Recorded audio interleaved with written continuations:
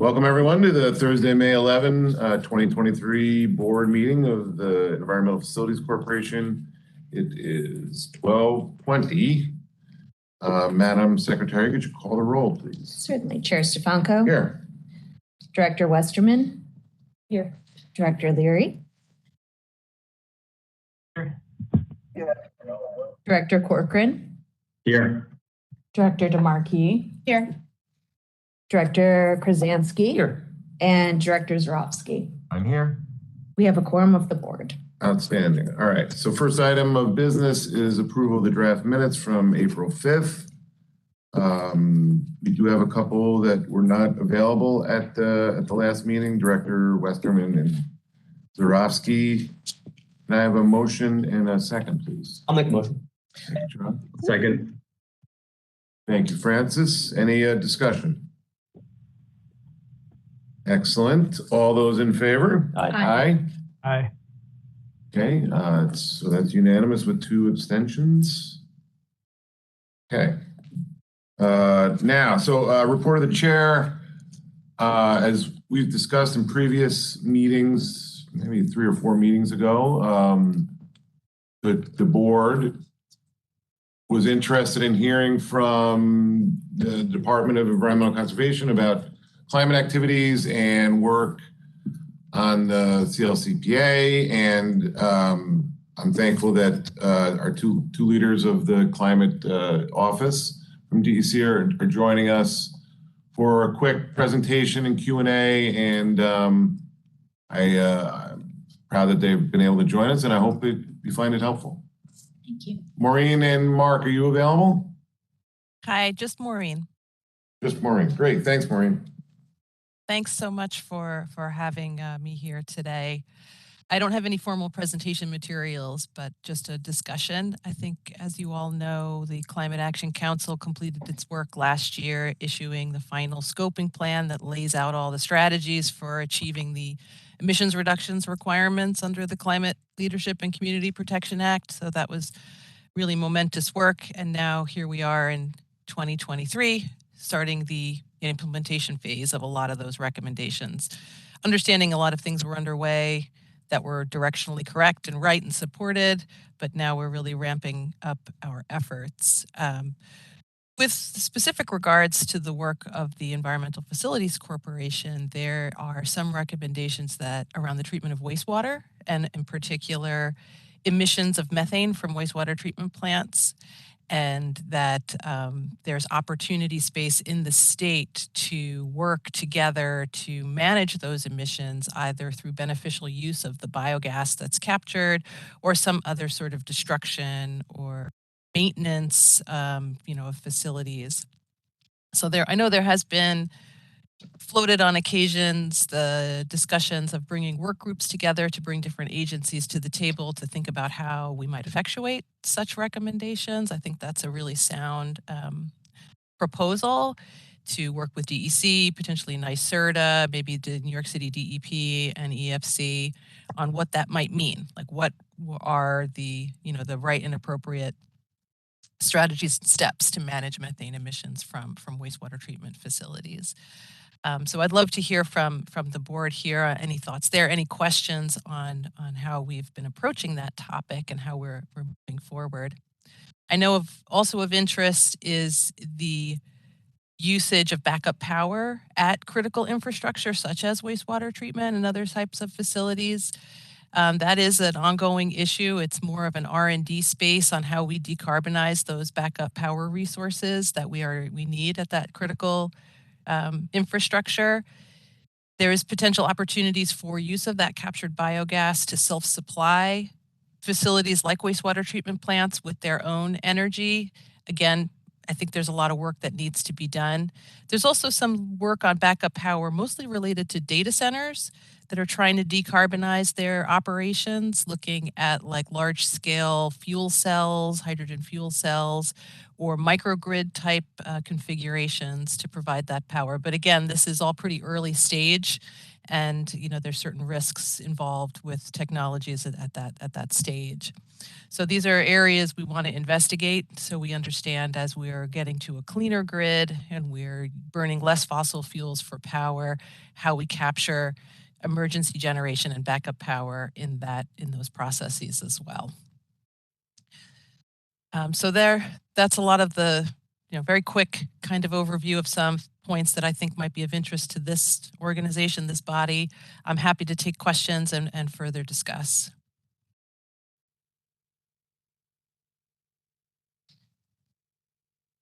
So, Maureen, as technology continues to change and we all have the desire for, cleaner technologies, there's the balance of weighing the cost of new technology, training new workforce, all of those things that need to be balanced. How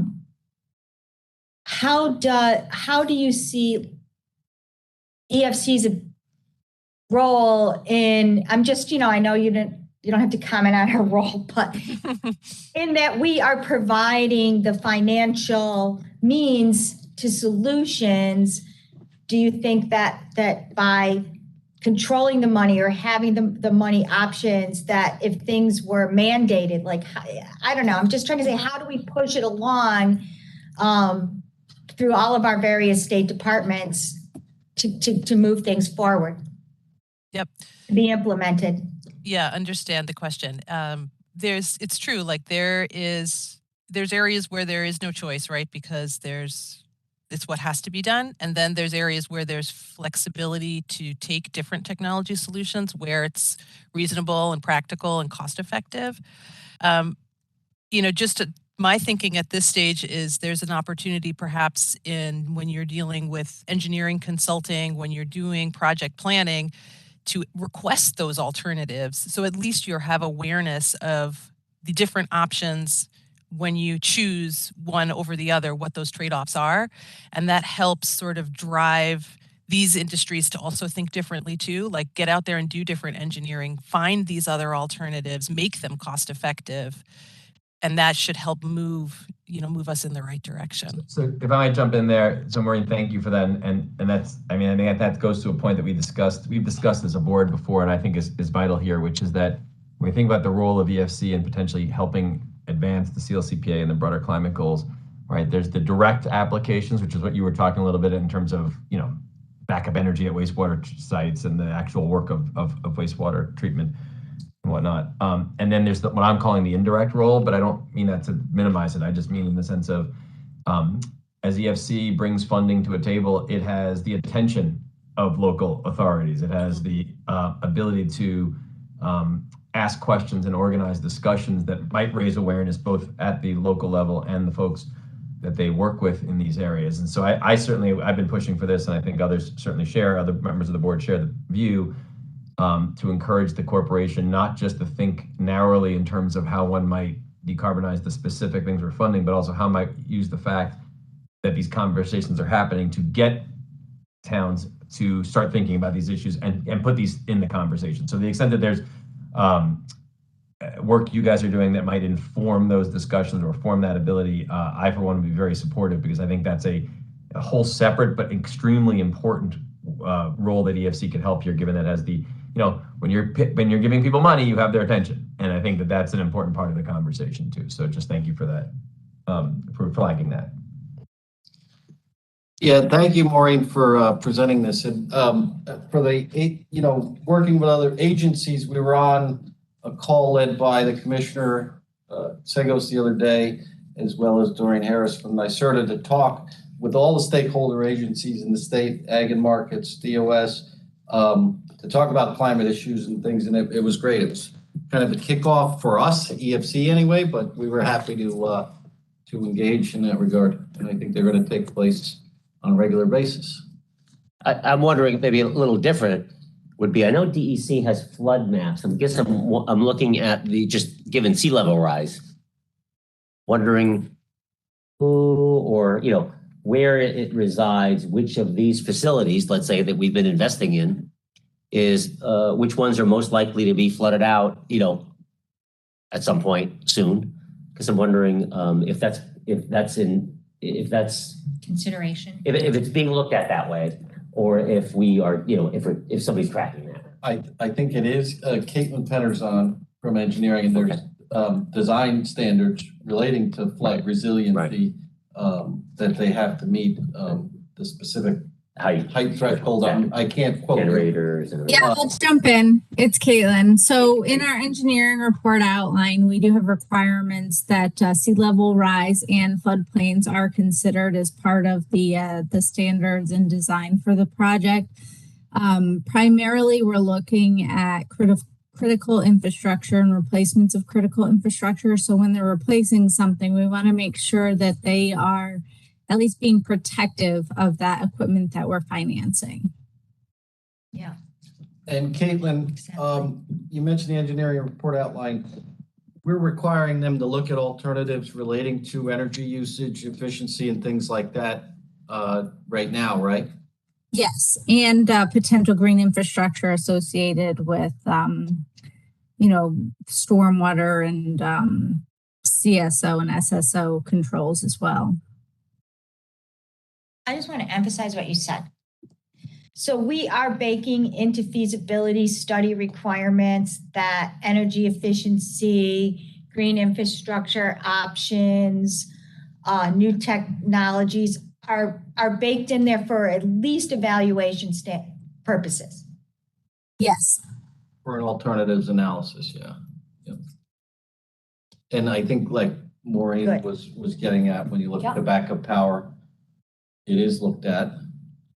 I think the conclusion in a lot of cases is right now, waiting for technology to catch up. But I thought that was interesting, Maureen, that you mentioned with the large data centers using the fuel cells and other backup power, because obviously there's a lot of capital invested in that from the big tech companies. So I'm assuming that's where the technology is going to lead the way out into the market, because of the amount of capital that. And I sort of add to that, again, the baked in part, Right. Evaluated.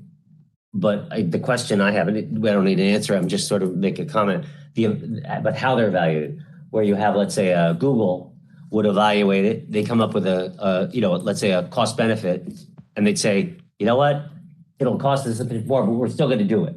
Whereas a community would evaluate maybe the same thing and say, we're not going to do it. That'll cost an extra $2 million over the life. Whereas he is a big company saying, well, we want to be here, we're going to be here. Whereas a community would say, you know what, we don't need to do that right now.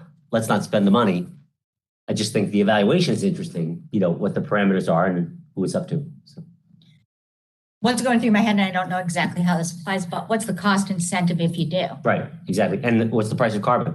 That's the answer, right? Yeah.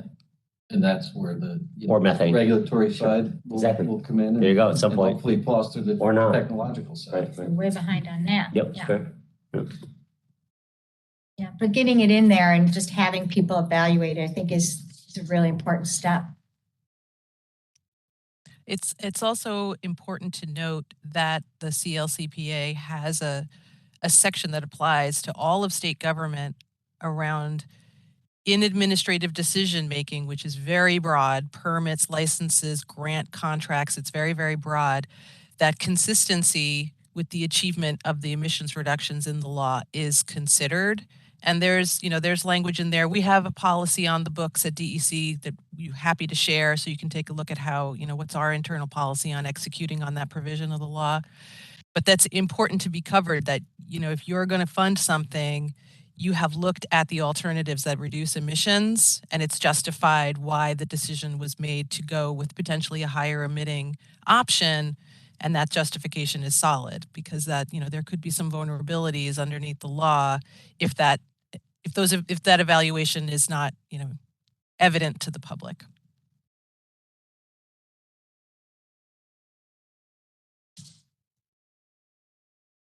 Yeah. Well, we're taking the issue head on by just having it looked at throughout the state for all projects, right? So it's the first step. And, there are elements in the environmental review that obviously all of our projects undertake an environmental review under seeker, and they have to meet a higher threshold under federal standards. There are elements in the environmental review which touch on these issues too. So we do see it there. Mhm. And often that review includes more people than just the engineers and the consultants. Oh, yeah. Now you're getting the public's view, and if they can be moved forward to say, we want to make those changes. And sometimes it isn't always just based on money, as people change. What did Kermit the Frog say? It's not easy being green, right? So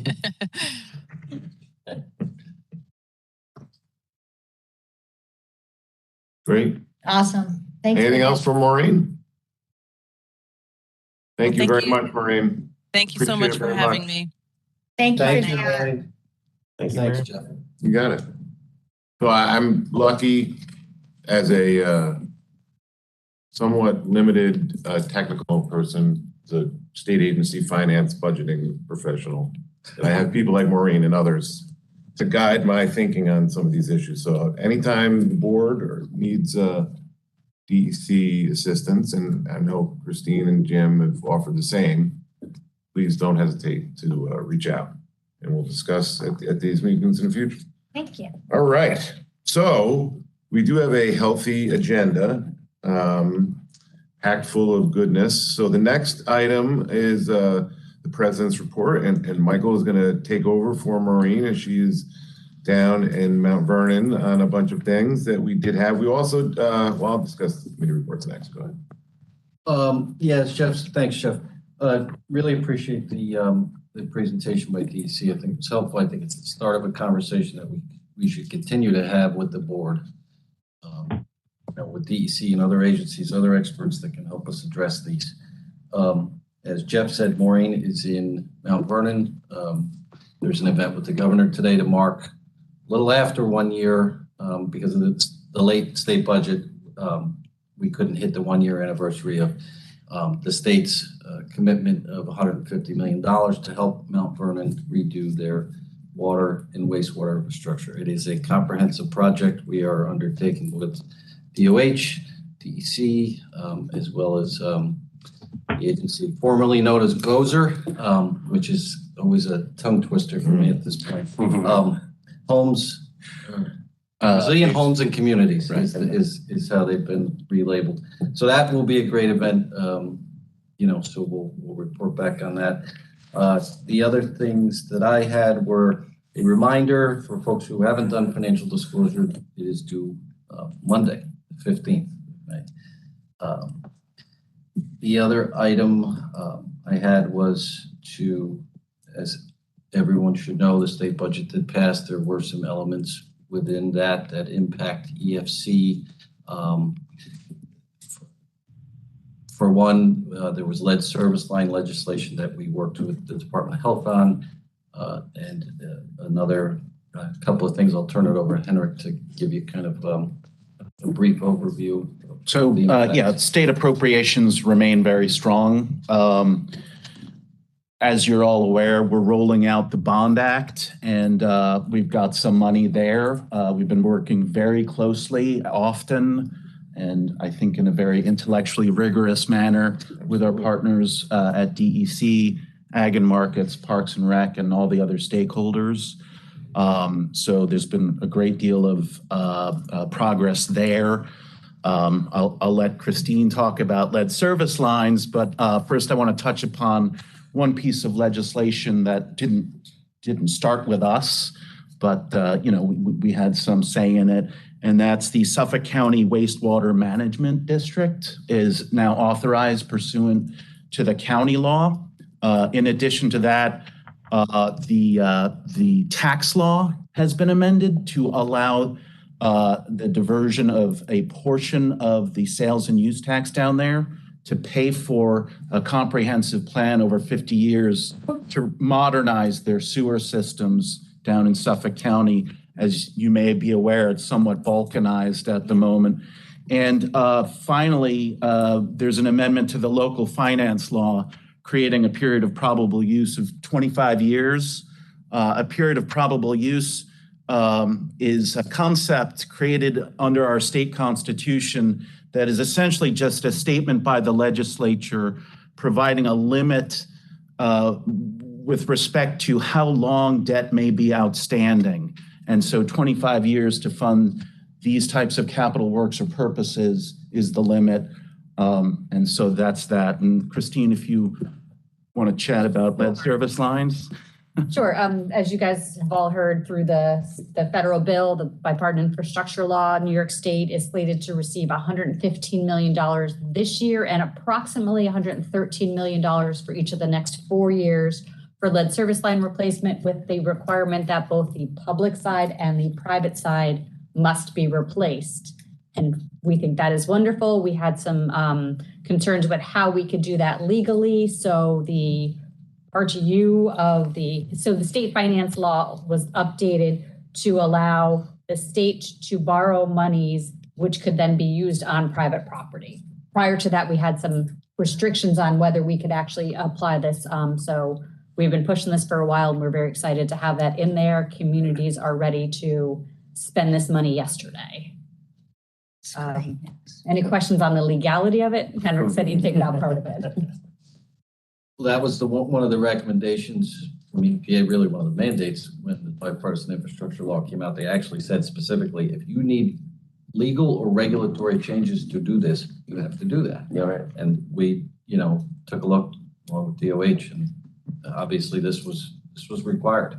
It's unprecedented to replace an entire service line. In the past, there's a point where the city owns it, point where the homeowner owns it, and the whole thing has to be replaced, and that's a good thing from a public health standpoint. Yeah, it took some cobbling together, but I believe fervently that the case law is sound, and we are in a very good position. What's the EFC sort of role with each of these? The Suffolk County, would they receive, financing of specific things from us? Very likely They'd apply. in the future. That these entity types will of- apply. They would draw monies in exchange for a note. Got it. And so It becomes an easement. Yeah. Got it. Great. And with respect to the lead service line piece, again, we'd be issued a note in exchange for money. Yep. They would do their work and. Thank you. Before Mike goes into the third bullet, I just want to build on what Henrik mentioned about the Bond Act and implementation of that. And there'll be, we're finalizing basically a public engagement tour that EFC, among others, will be participating in statewide with public meetings and community engagement. So keep on the lookout for that as well in the many months ahead. And there's various subcommittees that DEC is leading under the Bond Act, which we have members of our staff sitting on each one based on their competencies. And we've really had a robust discussion since before it passed, really. Yes, very much so. I just want to commend that holistic approach. Thank you.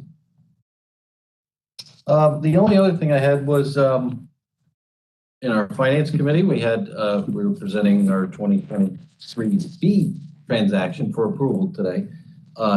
At the same time, we have 2023 A is yet to close. It's scheduled to close May 18th. It's not often we have two deals overlapping each other, but we can manage it. And we always have been able to manage things like this. Brian was going to give a short summary of the pricing results from 2023A to show how we did in the market, and I think it was very successful. Thanks, Mike. We priced it a couple of weeks ago on the 24th and 25th, had a retail pricing on the 24th, and the 25th we came back with institutional. We received approximately $1 billion worth of orders for $150 million worth of bonds. So very well received. This allowed us to reprice the deal by 10 to 15 basis points lower. And in doing so, we dropped 70 million, if not more, in orders, which tells you two things. Tells you that we did the right thing by dropping the yields down, It also tells you that even though we dropped the yields down, everybody wants this paper because it is such high rating. Also being able to drop that down, I think the last time we were talking about it, we were at $12 million worth of savings. We didn't quite hit the 16 million, but it was 15.94 million in savings. And as Mike says, it closes next week. So we're well on the way with the documentation and see no problems there. So it was very successful. Our timing was excellent. The market was volatile the Yes. week before. Yep. We probably would have And the been. week after. And the And the weekend. And the week after. Jeez. Probably would have been closer to those prior savings Correct. numbers. Definitely. So folks were really pleased. And then the week after it was in this, as Mike said, it was still very volatile, but since then, since the Fed met, it's been very stable. So hopefully we're looking at a stable for the next couple of months to get the city deal done. Great. Managing a lot of flux. Yes. Yeah. And that's all I had. Any discussion for Mike and the team? Right. We did have two committees meet. Member DeMarchi chaired the governance committee on the annual meeting of said committee. And we went over a bunch of items. We do have some actionable items, but I'll let Vita go over those. And thank you very much, Vita. Thank you, Chairman. Yep, we had our annual governance meeting today, which we hold once a year to review all of our required documents. It is always good to review them. We have a few that require board actions per our recommendation. So first, obviously, we approved our minutes from a year ago and remembered the past appropriately. But we reviewed our bylaws. We received and reviewed our bylaws, and there are no proposed changes since the bylaws were last approved. And it is the recommendation of the governance committee that the bylaws be re-adopted by the full board. Thank you. I'll take a motion in a second to re-adopt those bylaws. I'm obviously making that motion, but defer to others.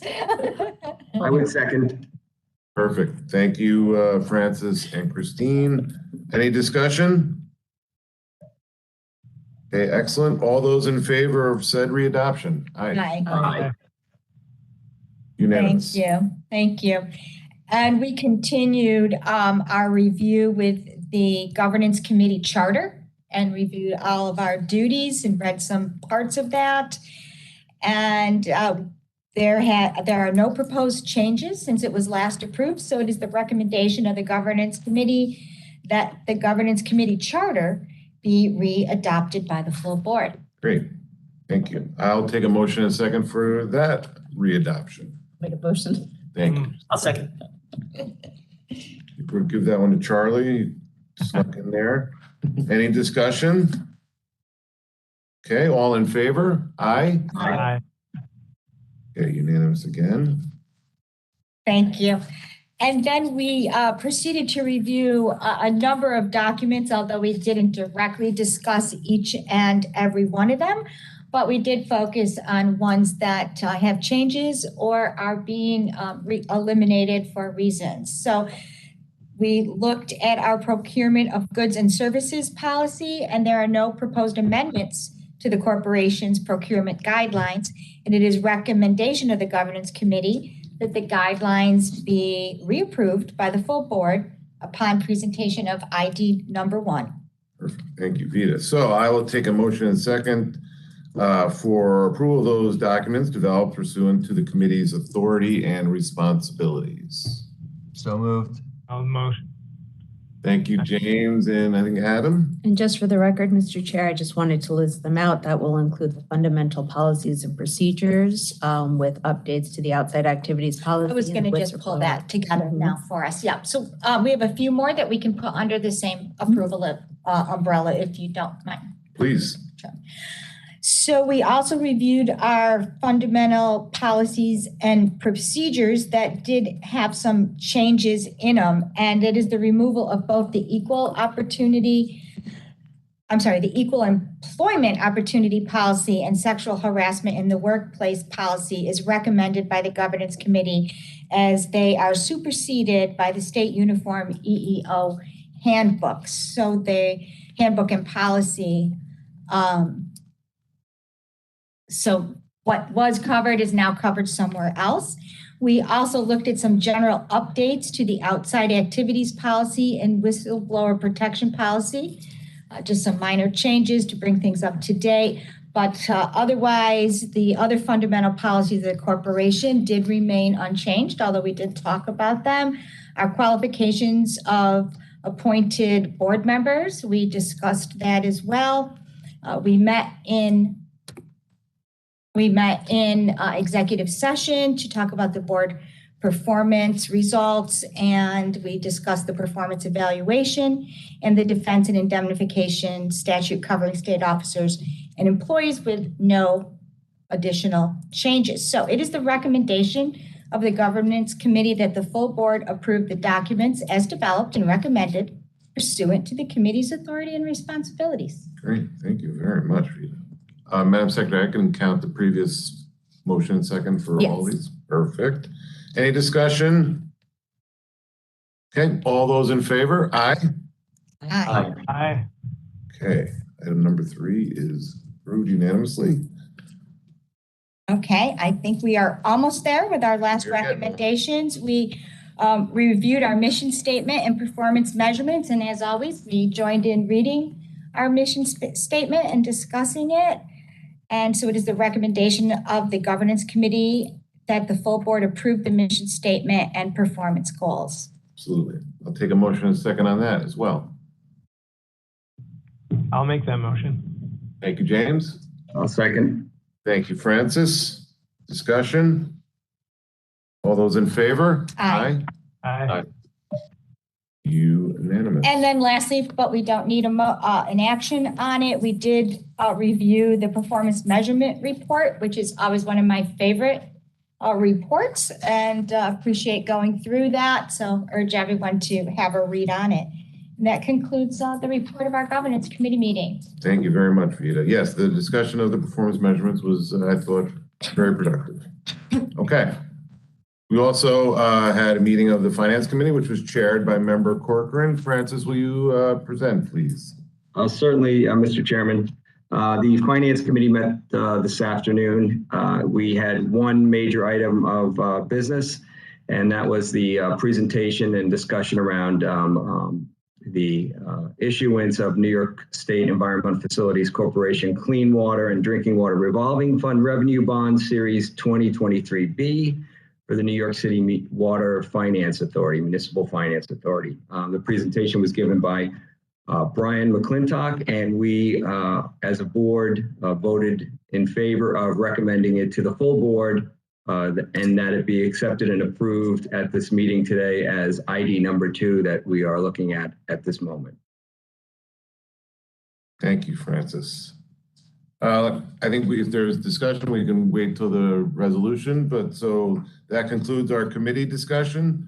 We do not have unfinished business unless anyone would like to raise anything.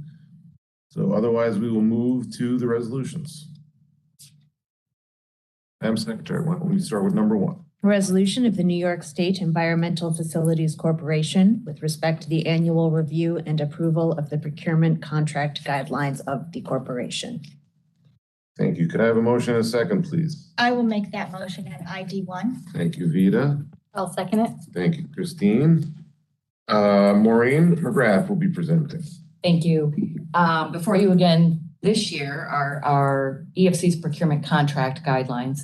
These guidelines establish our policies and procedures to ensure effective and compliant procurement practices. EFC's procurement guidelines are modeled on applicable guidance, including the New York State Procurement Council's procurement guidelines, the OSC's State Authority Contract Manual, Public Authorities Law, Executive Law, State Finance Law, and applicable state regulations. And you'll see at the back of the guidelines the exhaustive list of all of the statutes that we followed for these guidelines. The key procurement principles are compliance, effectiveness, efficiency, and economy in connection with the purchase of goods and services. These guidelines went through a comprehensive overhaul a few years ago, and all applicable statutes currently remain. So we've made no changes this year, but we're probably going to do a good look at them during the next year. So if you have any questions, I'm available. Great. Thank you, Maureen. All those in favor? Aye. Aye. Okay, unanimous on ID number 1. ID number 2. Bond resolution authorizing the issuance of up to $572,525,000 New York State Environmental Facilities Corporation State Clean Water and Drinking Water Revolving Funds revenue bonds on behalf of the New York City Municipal Water Finance Authority. Thank you. Can I have a motion and a second, please? So moved, Mr. Chairman. And I'll second. Thank you, Charlie. Brian McClintock will be presenting. Thank you. Okay, as presented earlier in the Finance Committee, this is for a maximum authorization of $572,525,000. It is to refinance 2 short-term financings right now and to refund certain bonds that were issued by EFC, the Series 2013A. It is going to be in the subordinate indenture for the New York Water indenture, and we will receive second resolution bonds from New York City as collateral for this. It is for both clean water and drinking water projects. There are 11 new projects in total. There are 9 clean water and 2 drinking water. There's 11 projects in this. You have seen all 11 projects in prior authorizations, whether it be short-term or long-term. The clean water side will be subsidized at 50%, and the drinking water projects will be subsidized at 1/3. We have the schedule for this is we hope to get the ratings on June 9th with a preliminary official statement posted on the 13th of June, with pricing the 20th and 21st, and closing on the 29th.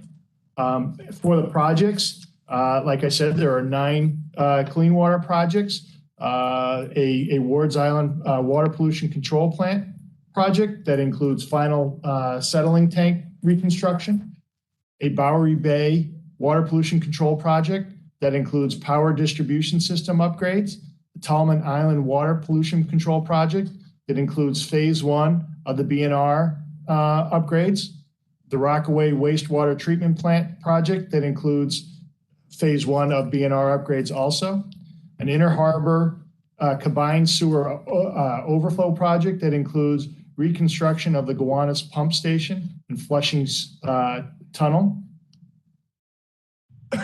Excuse me.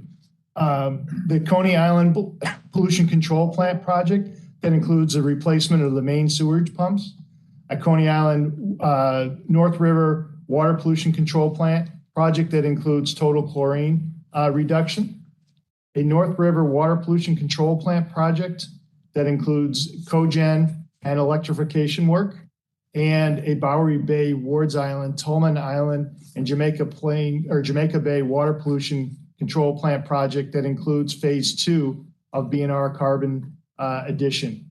And then on the drinking water side, we have phase 16 of the Croton water filtration plant project that includes the design and construction of the plant and its associate facilities, and a new project, the City Tunnel 3 project that includes the excavation and constructions of shafts 17B1 and 18B1. Any questions? Sweet. Outstanding. Yeah, big stuff. Wow. That's good stuff. Yeah. Okay. All those in favor of ID number 2? Aye. Aye. Okay, unanimous. ID number 3. A resolution of the New York State Environmental Facilities Corporation amending the prior authorizations for financial assistance to be provided by the corporation to a certain recipient in connection with the Drinking Water State Revolving Fund. You, Kate. Can I have a motion and a second, please? I'll make a motion. Thank you, Christine. Second. Thank you, James. James is the second. All right. Brian McAvoy will be presenting. Thank you. There's one project Under this ID number, it's for the town of Herkimer in Herkimer County. The project involves the new water storage tank to provide adequate distribution pressure and fire flow, a new pump station, and replacement of aged and undersized water mains. We're seeking authorization to extend the maturity date from August 16, 2023 to December 31st, 2024. Reason, there were delays in the surveying the sites, but the primary reason for the needed additional time is the required easements took much longer than expected. Brian, any discussion? Straightforward? Okay, all those in favor? Aye. Aye. Okay, unanimous ID number 3. ID number 4. A resolution of the New York State Environmental Facilities Corporation making certain determinations and authorizing certain actions in connection with the Drinking Water State Revolving Fund and authorizing financial assistance payments to certain municipalities to fund eligible drinking water projects from funds appropriated for water infrastructure improvement projects. Thank you, Kate. Can I have a motion and a second, please? I make a motion for I. Second, Well, go. and/or second. You can pick which one of Francis and Vita for those. David Phillips is presenting. Okay, thank you. We have 7 drinking water projects today. The first one is for the Averill Park Central School District in Rensselaer County. This is for an EC WIA grant. The project included installation of a new GAC treatment system for PFOA removal at the school district's Algonquin Middle School. Includes 3 GAC vessels to treat the on-site wells that serve that school. The school had received a notice of violation in May 2021 for exceedance of the New York State MCL for PFOA. So this project was completed in March 2022 and addressed that violation. Next one is for Bethpage Water District in Nassau County. This is a WIA grant. It includes installation of an ion exchange system for removal of nitrate and perchlorate, as well as a new AOP treatment system to remove 1,4-dioxane at plant number 1. The existing wells 7A and 8A at plant 1 have experienced levels of nitrate, perchlorate, and 1,4-dioxane approaching New York State MCLs, and the existing treatment is not effective at removing those. The next one is for the Development Authority of the North Country, also known as DANC, in Jefferson County. This is a short-term market rate financing. So DANC owns and operates an 11.5-mile long, 20-inch diameter finished water transmission main that provides water from the city of Watertown to Fort Drum and 3 surrounding communities, serves a population of approximately 40,000 people. That's called the Army Water Line. That line is over 30 years old, and in 2022, they did an assessment and that showed severe corrosion portion of that main. So that portion is approximately 13,000 linear feet long. And this project will replace that entire section of the severely corroded main, which will reduce leaks and breaks on the Army water line and ensure reliability in the future for this critical main. The next one is for the Hicksville Water District in Nassau County, EC WIA grant. This is for installation of an AOP system and a GAC treatment system at plant number 9 to treat wells 9.1, 9.2, and 9.3 and remove 1,4-dioxane, PFOA, and PFOS from those wells. And then we have another project for Hicksville Water District. This is a WIA grant and an EC grant. Also for new AOP and GAC systems to remove 1,4-dioxane, PFOA, and PFOS from wells 5.2 and 5.3 at the district's plant number 5. And then next project is for the city of Kingston in Ulster County. This is a short-term market rate financing along with a WIA grant. This project is for rehabilitation of the Cooper Lake Dam and Reservoir, which is the city's primary drinking water source. Includes construction of a new intake structure and associated piping. It includes flattening the slope of the dam, a new concrete parapet, and a new spillway, as well as 16,000 linear feet of 12-inch water main to form a temporary connection to the New York City Ashokan Reservoir, so that the city has a reliable source of water during construction. This project will address deficiencies identified by the city in accordance with the New York State DEC dam safety regulations. So the new intake will replace an existing one that actually penetrated the dam, and it'll also provide for multiple locations for water draw, which will improve water quality. Adding the parapet will increase reservoir capacity, and then flattening the downstream slope of the dam will increase the stability. One nice thing to note about this project is that it's the first project in New York State to be funded under the EPA's relatively new class exception, which was enacted in July 2021, which allows for SRF funding of certain work related to dams and reservoirs under certain conditions, where previously that was not eligible at all. Oh, great. And we expect more of these because there's definitely an interest in that program. And then the last project is for the village of Red Hook in Dutchess County. This is a short-term market rate financing along with a WIA grant.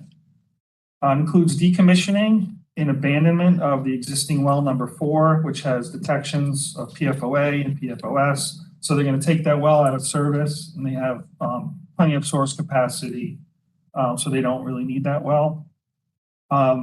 Also, the project will replace approximately 2,400 linear feet of aged water main, including hydrants, valves, and services. It includes rehab of the existing storage tank on Tower Street. The main purpose of that is to remove lead paint from the interior of the tank. The project includes a new booster pump station at the interconnection site where the town interconnects. The town of Red Hook interconnects with the village of Red Hook. So that'll provide increased pressure at that connection so that will provide better service between the village and the town.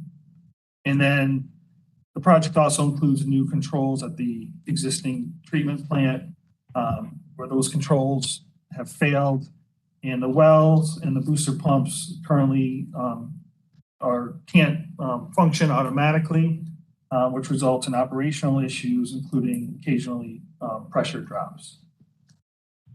Any questions? I have one. You mentioned DANK. I just love the acronym. Yeah.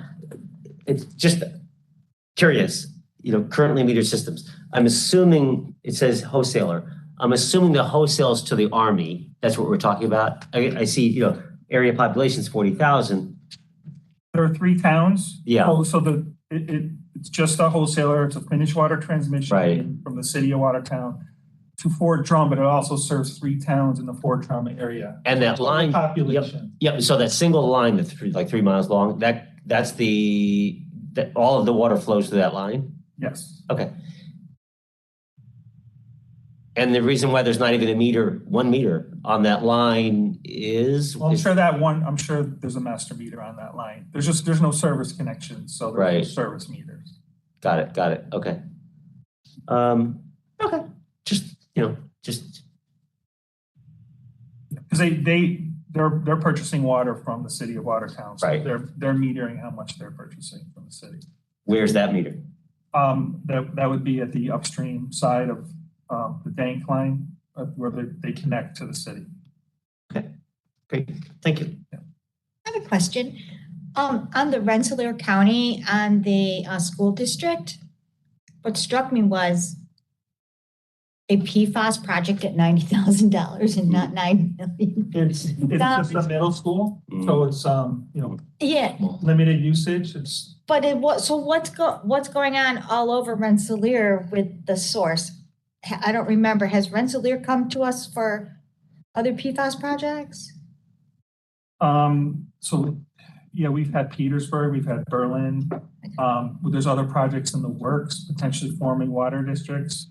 This is an area where there's no public water, So this. Yeah, because they have their own wells. Right. That's why I'm like, well, they're It's treating just to someone serve else's the well schools. Can't be the forever. same source. either. There's a project in the works to form a residential water district in this area to provide water to contaminated private wells. That's, I don't know the funding status. They might have applied, they might have been awarded. Off the top of my head, I can't remember, but it is a project that we're aware of. It's a big, I'm like, this is just a small piece of Right. something that's got to be One- bigger, right? Right, Yeah. exactly. The water district project, once that moves forward, will be much bigger. Okay, that's good. You'll be seeing that one. Thank you. Yeah. That's what I wanted to Sure. hear. One more. Yep. Okay. Anything further? All right. All those in favor of ID number 4? Aye. Aye. Unanimous on ID number 4. ID number 5. A resolution of the New York State Environmental Facilities Corporation amending prior authorizations for financial assistance to be provided by the corporation to certain recipients in connection with the Clean Water State Revolving Fund. Okay, can I have a motion and a second, please? Thank you, James. Second. That was Adam for the second. Brian McAvoy will be presenting. Thank you. The first is for the City of Rome in Oneida County. The project involves the design construction of the City of Rome Railroad Street Interceptor Sewer Project. Because project costs went from $14 million to $16.2 million, we're requesting authorization to increase the short-term interest-free loan by $2.2 million. We're also seeking authorization to extend the maturity date from March 14, 2024 to March 14, 2026. The additional time and funds are needed because although the estimated project costs included some escalation for year-to-year inflation, they did not account for the increases in material costs that are currently affecting the construction market. The second is for the town of Rosendale. That's in Ulster County, and that involves the design and construction of upgrades to the town's wastewater treatment plant. Seeking extension of the maturity date from August 1st, 2023 to August 1st, 2024, and the additional time is needed to account for supply chain issues and equipment delivery delays. Any questions? Excellent. All those in favor of ID number 5? Aye. Aye. Unanimous. So that concludes our resolutions. We handled new business during earlier sessions, so unless there's anything else anyone wants to add, I will take a motion in a second for adjournment. I'll make a motion. Thank you, Charlie. I'll second. Thank you, Vita. Unless there's anything else, all those in favor of adjournment? Aye. Aye. Aye. We'll be meeting again on Thursday, June 22nd at 12. Finance and audit will precede 10:45 and 11:15 respectively.